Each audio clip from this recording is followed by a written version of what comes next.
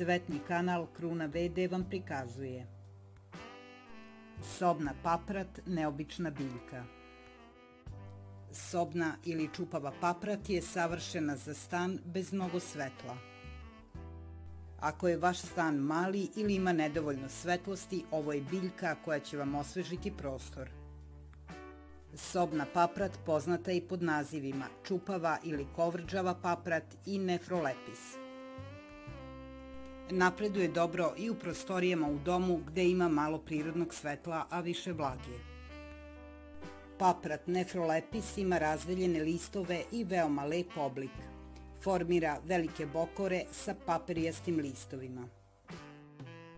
Često se gaji kao sobna biljka koja je prikladna i za slabije osvetljena mesta u domu, a može da se gaji i na prozorskoj dasci jer podnosi više svetla od ostalih vrsta paprati.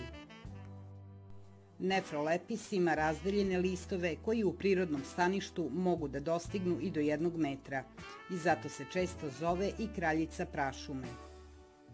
Listovi su jarko-zelene boje, veoma iseckani, duguljasti i grupisani u veliku rozetu.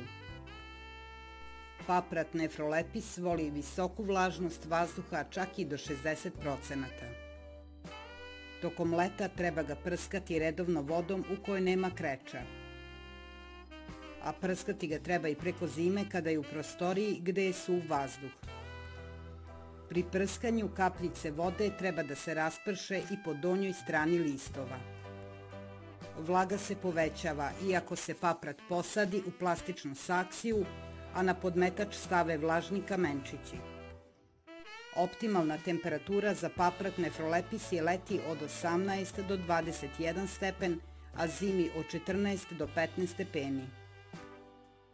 Za paprat nefrolepis najbolji izbor je tresatni kompost. Zemljište za paprat treba uvek da bude vlažno, ali ne natopljeno previše. Leti se zaliva 2 do 3 puta nedeljno, a zimi 1 nedeljno, najbolje kišnicom. Sobna paprat se prihranjuje svake 2 nedelje od aprila do kraja septembra vodom u koju je dodato tekuće đubrivo za lisnate biljke. Kraj zime ili rano proleće je pogodan period za razmnožavanje sobne paprati. Razmnožava se deobom bokora matične biljke koji se vade iz zemlje sa korenom i dele na 2 do 3 manja, a zatim sade u posebne saksije. Sobna paprat se može presađivati svake godine u martu ili aprilu. Odgovaraju mu plastične saksije jer bolje zadržavaju vlagu od zemljanih. Listovi sobne paprati postaju lomljivi i krhki ako mu nedostaje vlažnosti. Da bi izrasli mladi listovi, isecite listove na nekoliko centimetara od zemlje i dobro zalivajte. Ako se nedovoljno zaliva, prihranjuje ili ima nedovoljno svetlosti, listovi paprati žute i opadaju. Kada sobna paprat izbaci list koji nije nazubljen, isecite ga da ne bi ostali listovi postali glatki. Ako vam se ovaj video dopao i ako vam je bio od koristi, lajkujte ga i zapratite moj kanal. Hvala vam na poverenju.